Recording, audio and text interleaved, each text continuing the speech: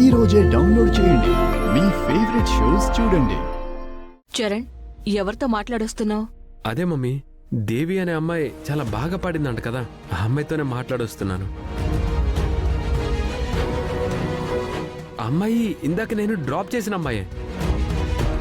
అయినా ఏంటి మమ్మీ, నువ్వు తను పెద్దగా పాడలేదు, యావరేజ్గా పాడిందన్నావు.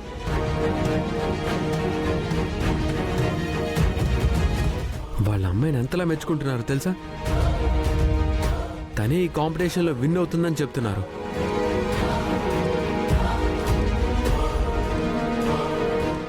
బోనా, వాళ్ళందరూ చెప్తున్న దాన్ని బట్టి చూస్తే ఆ అమ్మాయి నీకు గట్టి పోటీ ఇచ్చేలాగే ఉంది. నువ్వు కొంచెం అలర్ట్గా ఉంటే మంచిది.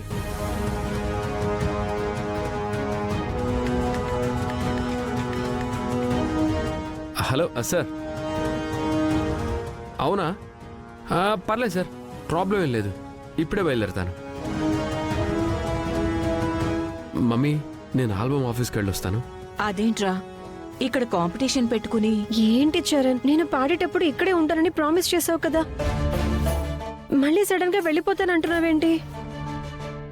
నేను సెకండ్ రౌండ్ కి కూడా వచ్చాను కదా. నేను లేకపోతే ఏంటి? నీ గెలుపు కోరుకునే అమ్మ అక్షిత ఇక్కడే ఉన్నారు కదా. నువ్వు ఖచ్చితంగా విన్ అవుతావు. నేను నా పని పూర్తి చేసుకొని వచ్చేసరికి నువ్వే నాకు ఫోన్ చేసి విన్ అయ్యానని చెప్తావు. Okay, don't worry. వెళ్ళొస్తాను మమ్మీ.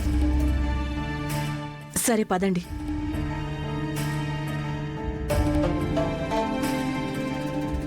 అక్షిత, విన్నావు కదా, చరణ్ అన్నాడని కాదు గాని నిజంగానే ఆ దేవి నాకు గట్టి పోటీ ఇస్తుంది. ఆ పల్లవి కాంపిటీషన్కి రాలేదు కదా అనుకుంటే ఇదెవరితో వచ్చి తగులుకుంది. దీన్ని కూడా తప్పిస్తే ఎలా చెప్తా.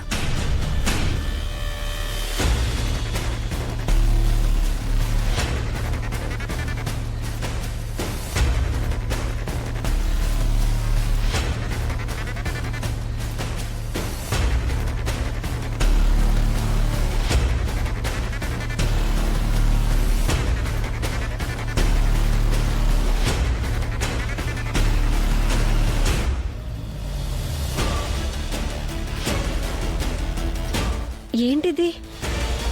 మత్తు మందు. ఇదెందుకు తెచ్చావు? ఈ కాంపిటీషన్కి పల్లవి రావట్లేదు అనుకుంటే పర్వాలేదు అనుకున్నాను. ఇంకొకరెవరైనా పోటీకొస్తే ప్రాబ్లం అవుతుంది కదా.